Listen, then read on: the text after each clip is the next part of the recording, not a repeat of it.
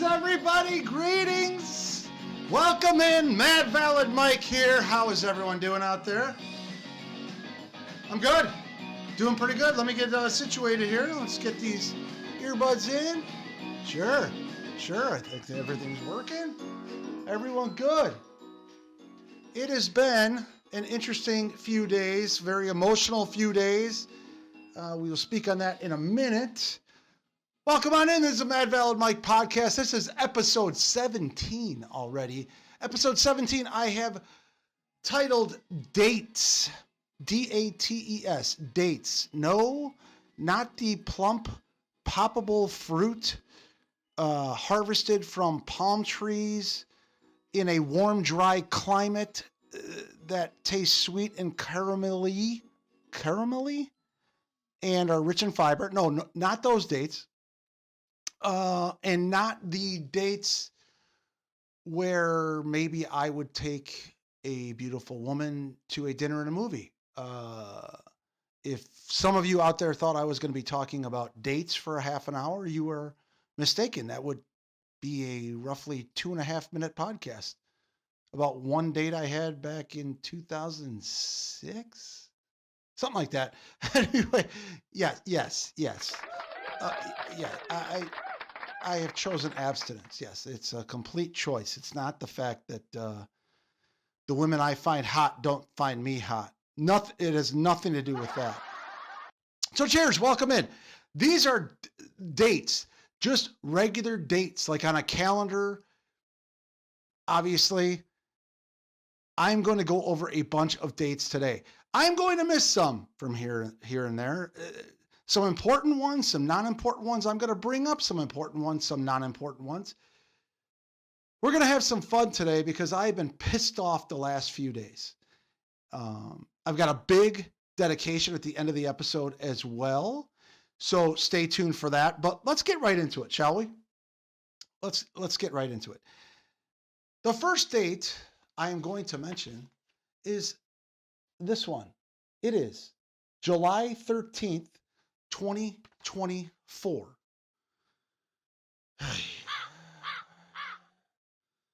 Awkward. July 13th, 2024, Donald Trump was shot, apparently, in the ear. An assassination attempt, from what we know. This was just a few days ago. Kind of a big day in history. I don't want to talk about it much. I'm kind of just pissed off at where we are as a country. Yes, a lot of you agree with me. No matter what side of the aisle you're on, we need to. And then we got the president telling us all to dial down the temperature. One side has been calling this dude a fascist and Hitler for 6 years. So, and listen, he's got some rhetoric himself. I get it. Both sides have. But let's just everyone dial it down a notch. It's a very important election coming up. I get it. One of the things that pissed me off the most is this happened on Saturday night. It happened when I was working. I heard about it, started going throughout the restaurant. People were talking about it. I was trying not to speak so much of it because I'm at work. I don't want to bring all these emotions, but I was boiling up. I was texting back and forth with my dad. About 20 minutes after it happened, my dad texted, "Oh, they found him. It was a Chinese national." I'm like, "Pops, I love you, but all these reports that are come out, especially in 2024, who knows what's true?" Then, of course, an hour later, no, it wasn't a Chinese national, it's somebody else. And, oh, we can't break into his phone. It's a very important day in history. It will go down as probably one where people knew where they were when it happened. What bothered me the most is when I got home, for some reason, I dove into social media just to see what was going on. Oh, my goodness gracious. Everyone now is an expert on blood spatter and rifles and stock barrels and how the Secret Service should do their job and what they did wrong. And everyone is an expert within an hour of this happening, or a couple hours of this happening, and all the conspiracies are running rampant. Like, this is all part of the problem. I'm using social media for entertainment. Some of these people, I'm sure, are doing satirical takes, but there's some people dead serious out there. Hey. July 13th, 2024. I don't want to talk about it much. It's still new. It's still fresh. I don't like where our country's at. I have no idea kind of where we're heading. Let's just take it day by day and see where it goes. And I want to keep this light, kind of. I do want to keep this light. I know in my that initial date, there might have been, crickets out there. My favorite sound effect. Yeah, sure, there might have been, but I want to keep it light. The second date I have is November 22nd, 1963. JFK was shot. It's going to get lighter, I promise you. I want to make you laugh. I don't want to cry on this. It's just another date that this time the shots hit. Obviously, our president was assassinated. People still talk about it to this day, still conspiracies about it to this day. Most older people will tell you they know exactly where they were when that happened. I don't want to see any more of these in my lifetime. Absolutely not. Let's get rid of as much violence as we can, specifically, any kind of violence, political violence, anyway, let's get rid of it. Okay, Mike's got it all. Mike figured it out. No more violence. Oh, that's a great idea, Mike. Let's go to another shot. This was December 5th, 1992. Let me set the stage for you. This is what I dubbed the shot for me. This was at a place called Conant High School in Illinois. I was playing for my Buffalo Grove Bison, taking on the Conant, I don't know what the hell their nickname was, and I don't care, to be honest. They were a pretty good team. We were on the road. They had a very lively and loud gym, a very lively band. And it was a pretty close game. They did have a couple of their best players out. Again, too effing bad. We're playing who you put on the court, okay? They were heavily favored in the game. I'm not sure that they were taking bets on high school games at that point. I did not have any money on the game, but it's a close game, back and forth the whole game. I hit a roughly 15 to 16 foot shot at the buzzer to tie that game, to send it to overtime, which we prevailed in overtime. It was the best sports memory, personally, I've ever had and ever will have. It was absolutely amazing. We were down by 5, I believe it was, and we got a rebound. Somebody gave me the ball. I threw it, and I found Verbs kind of open for a 3. Verbs chucks it up, puts it in. He had a big game that game. Puts down, so we're down by 2. And then there's only about 10 seconds left or so. Ball comes in, we foul. Guy goes to the free throw line for 1-and-1. He misses it. C-Dog gets the rebound, drives down, and I was, believe it or not, I was pissed about the first half, because at the end of the first half, I was wide open for a 3, and my buddy Carl shot it himself, which he should have, because he was a much better player than me then, probably now and before. But he shot and missed, so I was kind of pissed. So we're coming down, and I feel this like deja vu, and I'm to the right of him, and I'm just setting up, expecting him to shoot again, and a couple guys come to him. He throws it to me. I immediately take a couple dribbles away from it, build up, nothing but net, rock and roll, and the crowd. Yeah, it was kind of like that. It was a pretty raucous crowd, and good time. But that was the shot at Conant. We went on to win the game. Amazing memory. Yeah, let's move on. How about this one? What is this? That one is July 20th, 1969. That is when Neil Armstrong and Buzz Aldrin walked on the moon. Allegedly, there's some people out there that think that never happened. To that, I say, come on. It probably happened. There's a bunch of things that I do not believe. I'm with you on that for sure. Okay. But come on. I mean, we definitely landed on the moon, right? So that was, I think that was one of the guys that was an anti-moon guy. Yeah, so we landed on the moon. One small step for man, one giant leap for mankind, I think was a specific quote, kind of a turning point in some ways in the space race. I don't think we've been to the moon many times since then. We have really trailed off. I'm sure the Challenger disaster had something to do with that. No idea if they tell us when they're on the moon or not, just for security reasons, maybe. Will we ever go to Mars? Is that going to be a date at some point that we bring up some douchebag 10 years from now doing something they used to call a podcast, maybe the Life Zone or whatever. And he'll bring up a card. Won't be as good looking as me, but he'll say something like, oh, in this date, we first got to the Mars. So that's interesting. Talking about walking on the moon, how about this one? This is May 16th, 1983. This was at a concert. It was televised. It was Motown 25, I believe. Michael Jackson himself performed the moonwalk in public for the first time. And I first saw this video of him doing that when I was watching the making of the music video Thriller. And we'll get kind of into music videos here in a second. Part of the making of the music video Thriller was just a montage of some of his old acts and some of his old performances, and it brought it to the Motown 25 performance. It was just,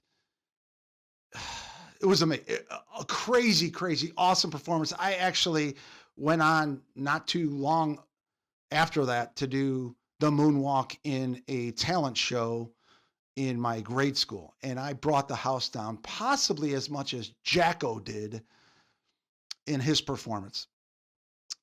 But that's kind of not a very important date, I guess. There's Michael Jackson's music lives on, his legacy. Who knows how people feel about him now? But you want to talk about being over the moon or walking on the moon? Take a look at this date in history. This one right here. I still think about this date, which is very, very sad. Very sad. It's a sad state of affairs that I still think of it. But it was June 19th, 1991. This was the summer going into my junior year in high school. And I remember this date because I kissed a young lady named Rachel, who I had had a crush on for at least 3 years up to that point. Ended up going to senior prom with her, which was not, I don't want to talk about that here, but this June 19th, 1991, I was such a dork. I had this little, because we had cassette tapes back in the day, and we had these little plastic things you could put all your cassette tapes in there. And I took all my cassette tapes out, and I made this little mural, I guess, somewhat shrine or something. I put on my wall with RAIK and the date 6/1991.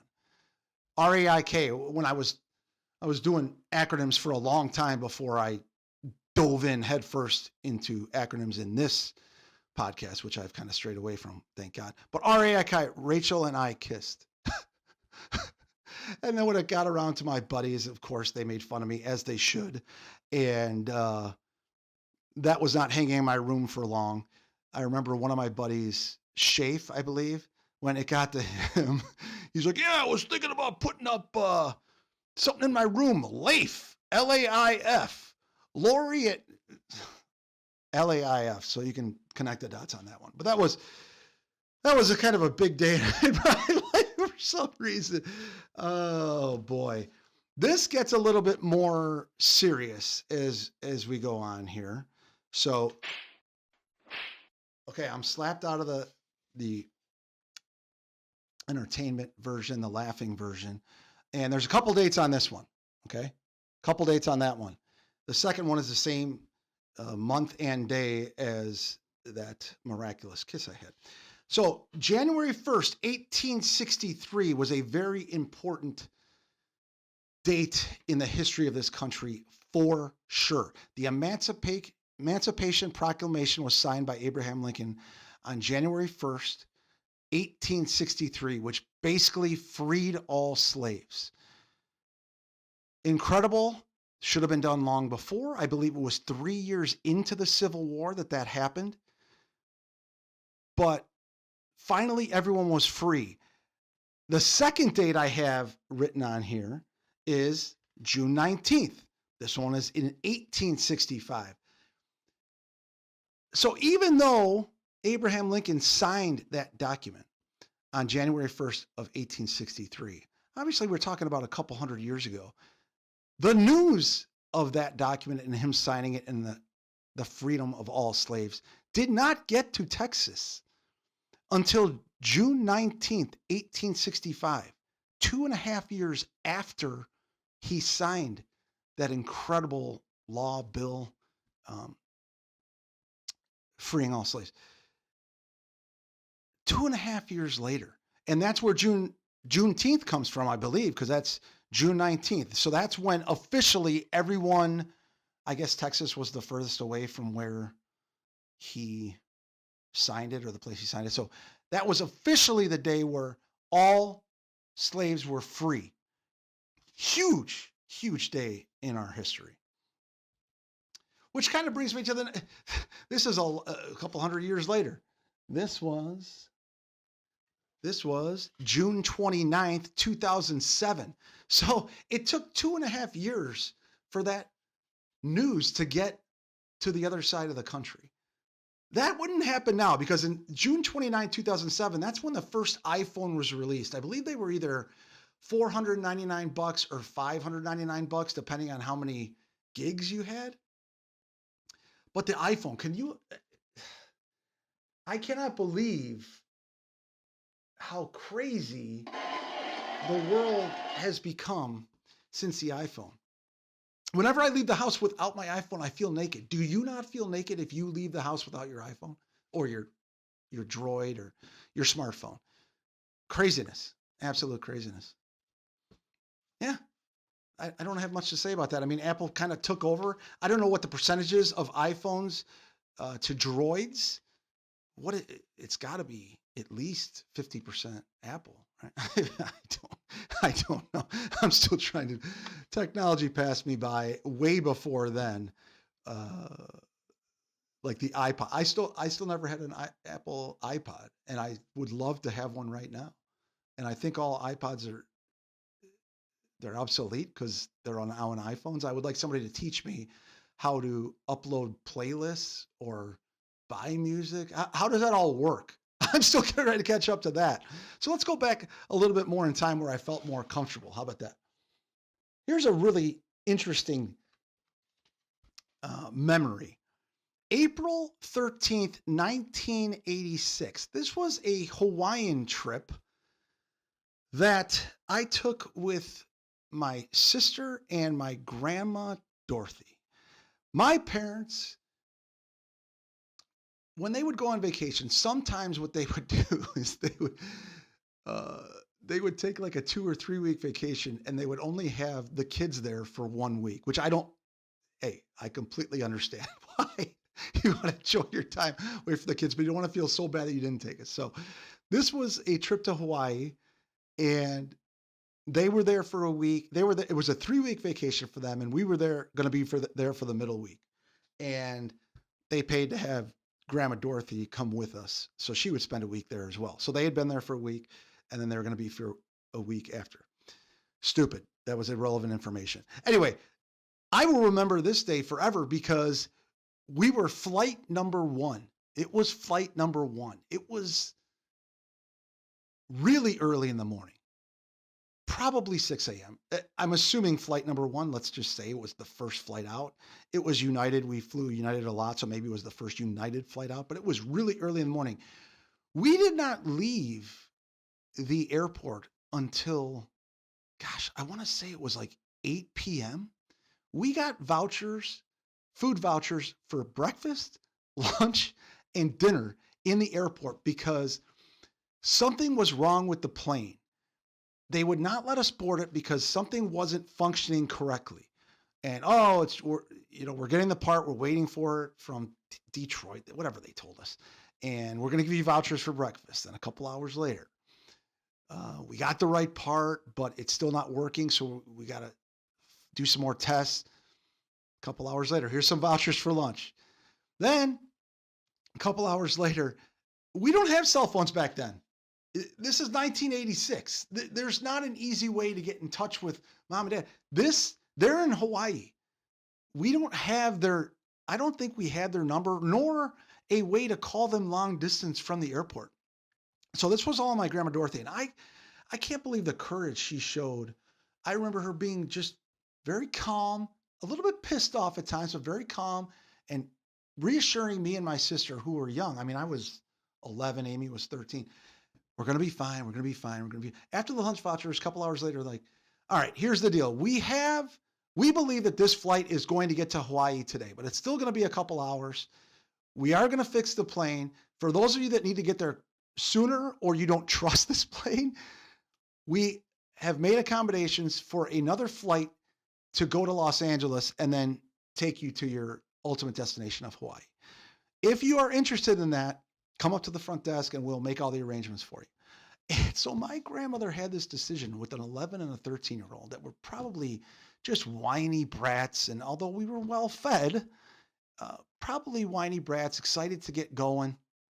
This was an 8-hour flight, by the way. So we haven't even gotten on the flight. It's an 8-hour, it's direct flight from Chicago O'Hare to Honolulu.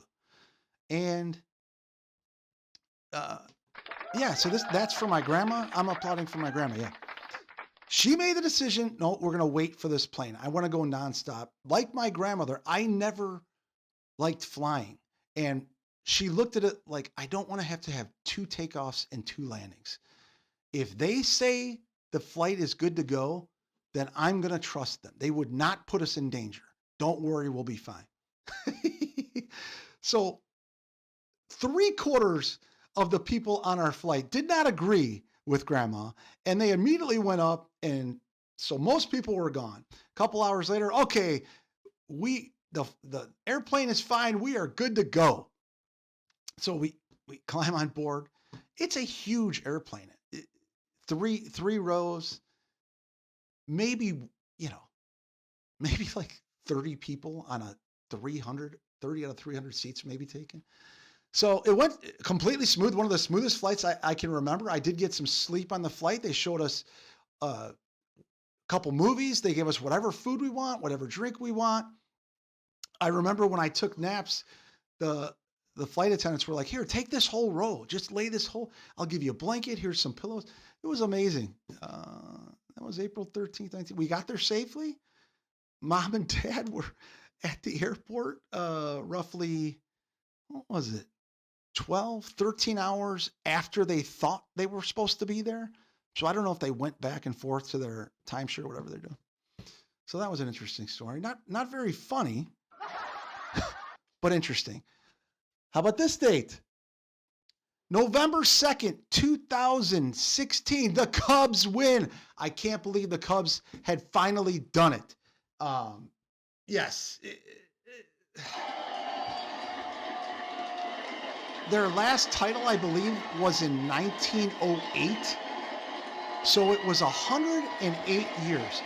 108 years before the Cubs. It took them 108 years to get another World Series title. I remember being in my apartment in Indianapolis alone because the day before Game 6, I went out with my cousin Carl, who still lives in Indiana and lived in India there, and we got absolutely schnockered at a bar. The only thing I remember about being at the bar was a grand slam home run by Addison Russell, and then me paying for a bunch of tabs. I believe I was still with a lighting company at the time, and I had put on my card that I was vice president, so I was handing it to all the pretty girls I had seen and tried to hit on earlier I was like handing it to them all, and they were all just looking at me like, you're an idiot. Like, what? I'm surprised that it just didn't throw them back in my face, but Cubs finally win. I think it's probably going to be another 100 years after that. Yeah, here's something completely unrelated to that. How about this? How about this? What does that say? This is May 9th, 2022. May 9th, 2022. Sadie Mae, my beloved golden retriever, was born on that day. So she's a little bit over 2 years old. She has been so good for me, and I have not, the opening few months that I had her, I probably got her when she was 3 months old. June, July, 2.5 months old. I had never had to care for anything other than myself in my life. And I was pretty tough on her, not physically, but I yelled at her a lot, and I loved her for sure. And I would cuddle with her a lot and always made sure she went out. She got potty trained within a week. She was so good. And she's always been a big licker. I wanted a licker for some reason. I don't know if I'm just a psycho for that. Now she licks way too much. So of course the grass is always greener type deal. But Sadie Mae has been so good. She has taught me to care about something other than myself wholly and fully. And she has been sick a few times in the year plus, almost 2 years that I've had her. And it breaks my heart when she's sick and she's not eating. It's only been a couple times, but I remember just cuddling with her and you're going to be okay. You're going to be all right. And I had never had kids that I know of. Was never fully in love with somebody that was fully in love with me, which is kind of sad. But the couple times that she did get sick, and one of the times I freaked out and took her to the vet, who promptly charged me $1,000 for, I guess, fluids. But maybe they saved her life. Who knows?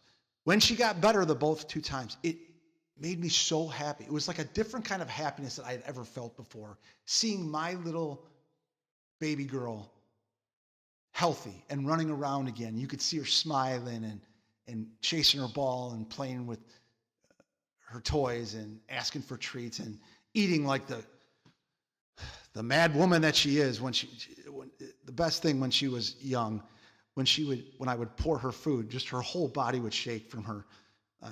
One of my neighbors called her Wiggles because she would wag her tail and her whole body would shake. She was so excited to eat. So, Sadie, I love you, and hopefully we have many more years together. Here's another related to dogs in a way, underdogs. Here's a pretty interesting date in United States sports history. This is February 22nd, 1980. This was the United States Olympic hockey team in Lake Placid beating the Soviets. I believe they were called the USSR. The Soviets, huge upset. The Soviets back in the day in 1980 would use professional athletes, I don't know all around, but definitely in hockey. And the United States was not using professional athletes at that time. It wasn't until years later, like the Dream Team probably, so at least 12 years later. But huge upset. We had some good players, but they were all amateurs. They were all college guys. They weren't NHL players. They weren't seasoned professionals like these Soviets were. And the Soviets had to play together and were dominating the Olympics. They beat them 4-3. It's known as the Miracle on Ice. That's the one where Al Michaels was the announcer. And he said, "Do you believe in miracles?" Yes! Fun fact about that is most people don't realize that was not the gold medal game. That wasn't even a medal game, I don't believe. That was a semifinal. And 2 days later, they ended up beating Finland, I believe it was 4-2, for the gold medal. But nobody really talks about that. I mean, sports freaks know it, and Jeopardy people know it. But so beating the Soviets in Lake Placid, 1980, February 22nd, 2:22. It was a big time day. What does that bring me to? I don't know how I tied this. I kind of put these in somewhat of an order, but not, as you can tell. So maybe it connects it with an underdog. So USA was an enormous underdog. This date is May 2nd, 1998. Mad Valid Mike graduates from the University of Florida. That's my degree back there. I sometimes look at it and like, how did that happen? If you look back in time, being apart from it, I was definitely an underdog to graduate college. I did very little studying in high school, very little. I got A's and B's. I think it was just, we were not trained. It was a great high school. I loved it. I had my moments there, got in trouble a few times, loved playing basketball there and a little bit of soccer. I don't feel like that, maybe that high school and tons of high schools didn't really, University of Florida was, I was put on the waiting list. I wasn't admitted right away. Another side note, I only applied to 2 schools, Indiana University and University of Florida. Indiana accepted me right away. I was about to go there.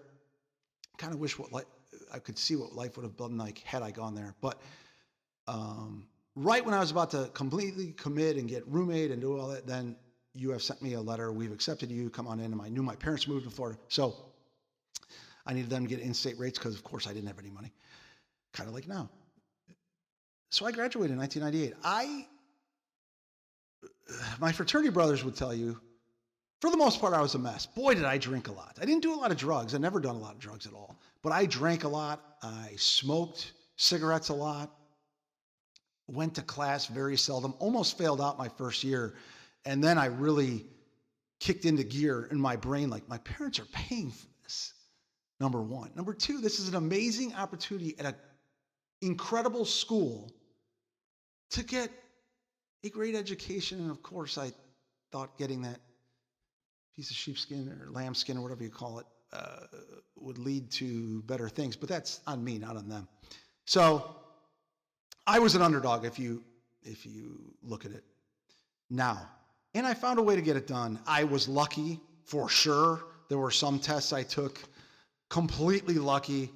There was one class I had that I needed to graduate. It was, I forget what it was, but the 3 tests were all 20 questions, multiple choice questions. I had no idea it was open book. I think it was some kind of advanced accounting. Don't ever have me do your taxes. And I was just guessing. And that class was so tough that like 5 out of 20 would get you a C+. So I was just lucky. I mean, there was like, it wasn't just A, B, C, and D. There was like A, B, C, D, E, F, G, all multiple choice answers. And somehow I found a way to get a C+ in that class. I digress. I know you're all shocked that I'm not very smart. I know you are. Whenever I had a exam coming up, I would be like, try and drown my sorrows away in a body of water or something. There was a pool at every dorm at the University of Florida. That made it very difficult to go to class. Whenever I was walking in this gorgeous campus, to get to any class, I'm in dorms. I got to walk, even my fraternity house. If I didn't take a bus or something, I'd be walking all around campus, and you see pools everywhere, just hot co-eds everywhere. And well, maybe I'll go take a swim. I'll get notes from somebody else. All right. Well, this is going to be a long episode because I am really going on here. All right. This is September 11th, 1928. The first TV broadcast. It was called The Queen's Messenger. Kind of an important date, which leads me to a much more important date, another 9/11. 9/11, 2001. It still sucks. I still watch the horror on the documentaries, and I listen to witnesses and people that made it and family members of people that didn't. It changed the way we live forever. There was a time it was pre 9/11 and post 9/11 is how you would talk about things, and it's almost like that with the pandemic now. This is getting too low. This is getting come on. Let's bring it back. Let's get a little bit more positive. So that happened to the Twin Towers in New York, which leads me to a better story about New York, I guess. On January 5th, 1920, Babe Ruth was traded to the Yankees. January 5th, 1920. He was originally with the Boston Red Sox, I believe, and it was a pitcher primarily. And he was traded to the Yankees in 1920, and the rest is history. Hit, I believe, 714 home runs, if I'm not mistaken. I'm sure he pitched a little bit with the Yankees. He was a decent pitcher at the time, but he's more known for being a big, gregarious guy who hit a lot of home runs when a lot of home runs were not being hit.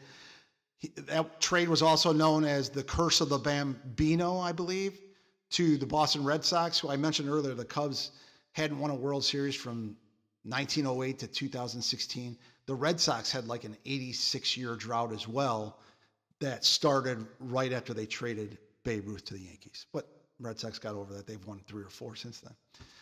All right, here's another one. May 14th, 1998, the Seinfeld finale. I wasn't a big fan of the finale. I love the show. Wasn't a big fan of the finale. There's only, millions and millions and millions of people watched it. Seinfeld left at the top of his game, which I applaud him for. They were filthy rich as it was, and they got even more rich as syndication kicked in and that money. But it was pretty good. John Panette was in there, one of my favorite comedians who's no longer with us. He was actually the guy that they were videotaping, I believe, getting mugged, and they were just laughing at him because they didn't help him, and it was a law that spoiler alert, all that good stuff. How about this one? August 1st, 1981, MTV aired its first video. Video Killed the Radio Star was the name of that video, first video on MTV, August 1st, 1981. We are getting somewhere, folks. Don't worry, we're getting somewhere. Probably the biggest date in the history of the United States. How about this? July 4th, 1776. July 4th, 1776. The Declaration of Independence was signed by the Founding Fathers. We declared our independence from Great Britain. I thought it was France for a big part of my life. Oh, I got to get back into the history books and learn some stuff so I'm not such an embarrassing citizen. But July 4th, 1776. What a date that was. We are only a couple years away from 250th anniversary of that. So in 2026, that'll be 250 years from the signing of the Declaration of Independence. How about that? Yeah, pretty good, huh? Sure. You want to talk about fireworks? How about this date? You want to talk about fireworks? How about this date? June 10th, 1972. Yes. What happened on that day? My father took a leap of faith off a bridge somewhere. No, June 10th, 1972. Jim and Nance get married. My parents got married. Good for them. They have been married ever since. I would say happily for what? Mom, would you say 81% of the time happy? Is that a little bit high or maybe too low? Maybe 96%. I know it's not 100% of the time, but I've been told many times by many married couples, including you, that there are ups and downs, and you got to work together, you got to compromise, but the love always wins in the end. So that's good. Yeah. We threw me and my sister finally got together and were able to throw a party for them, their 50th anniversary. That was a good time. We were happy to pull that off. So that was in 2022. Yeah. Love my parents. They're such a great story. I'll say it over and over again. They taught me so many good things, and I'm only now, in the last 10 years or so, absorbing all that they taught me instead of like, oh, yeah, whatever. Okay, yeah, mom, dad, yeah, whatever. They taught me generosity. They taught me kindness, being unselfish. I am still working on that. But just great people, certainly not perfect, but a great story. And I love you too very much. So, what's next? So, October 13th. Oh my God, I put the wrong date. You were not born on the 13th, Aim. It was October 19th. Oh my goodness. Yeah, we're going to leave that in. Yep. October 19th, my sister was born. I hate a little adjustment there. So October 19, 1973, my parents were born in June of 1972. Yeah, those numbers add up. So that's when Amy was born. Amy, we had rough times, especially in high school. You did look out for me. I looked up to a bunch of your guy friends. I wanted to be with a bunch of your female friends, which you did not allow. Kind of upset about that. I'm not going to name them all. I liked Bella for a little bit. I liked Becky, I think, for a little bit. Later on, it was Kim, I think. I don't know. But it was probably in your best interest. I was not ready at that point, and I'm still trying to get ready now to be a good man for a woman. But Amy, we had our tough times. Since high school, we have at times not keeping in touch too much, but the love has continued to grow, and I love you being my sister. I'm so proud of you. I'm so proud of you. And the mother that you become, the wife that you become, you have tons of friends, the daughter, the sister. You're great. You're one of my heroes. So I love you. This was a very important day in history. August 27th, 1975. That is the day that Michael James, myself, a.k.a. Mad Valid Mike, a.k.a. Weirdo, was born. August 27th, 1975. So that's it. I told you I was going to have a dedication at the end, and I do. I'm going to be playing this guitar here in a second. I'm not sure that anybody wants to hear me play that guitar. We're going to do it, but I want this sound effect to come out. What's the sound of somebody when they hear that I'm about to sing and play guitar? Or,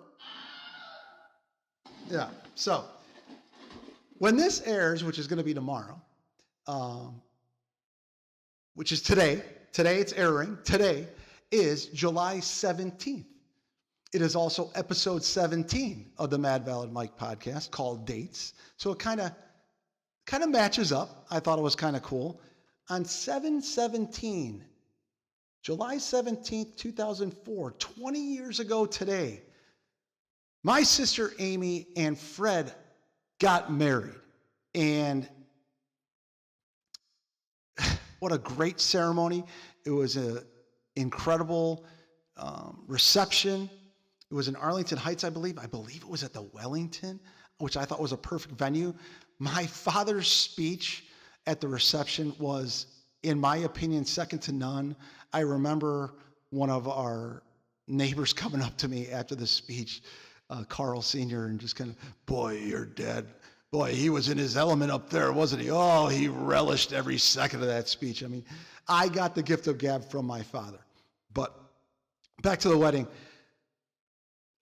A bunch of people told me it was a touching wedding. My dad's speech was great. The best man speech was good. I think they had a DJ. I think it was a DJ, but played great music, nice and loud, tons of dancing. The food was great. Drinks were flying all over the place. That was back when I was drinking. Having a good time. People from all over the country were there, from Arizona, Florida, all over the place. Northeast, the Northwest, Southwest. So, but one of the things that I did at the wedding is I played guitar at my sister's wedding, and I played 2 songs at the reception. Never been more nervous for anything in my life. Up to that point, I really didn't have I played basketball, but I was usually pretty good at that, so I was never really nervous. But I was so nervous to play in front of all my, relatives, my family friends, some of my friends, some work friends, and I wanted it to be great.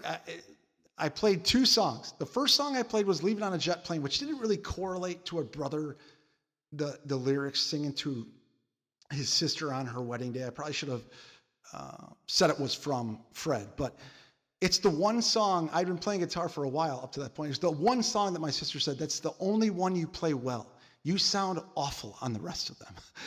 So if you play guitar at my wedding, I will allow you to play Leaving on a Jet Plane because I like the way you sing it. You play it good on guitar.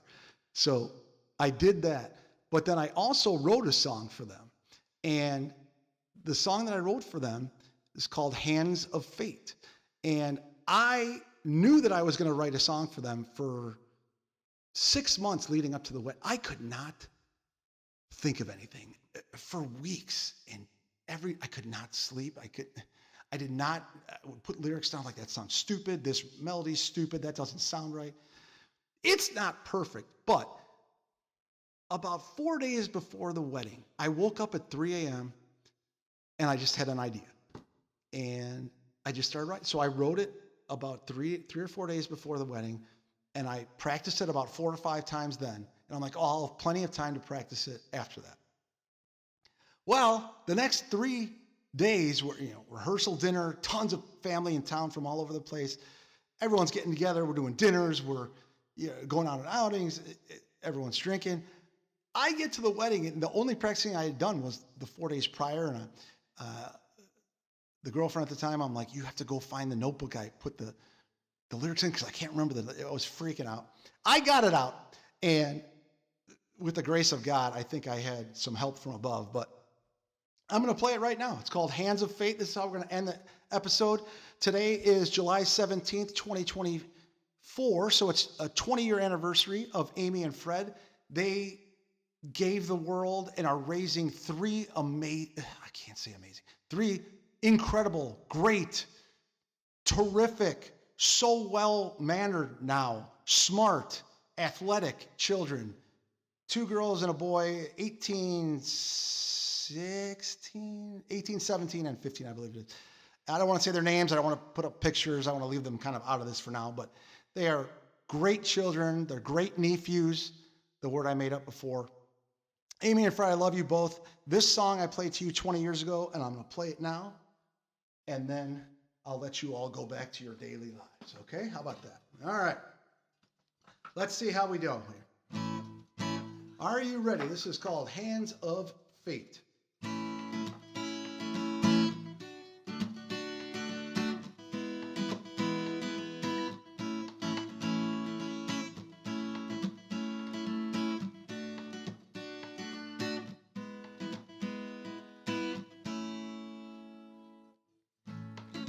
There were times when you wanted to cry,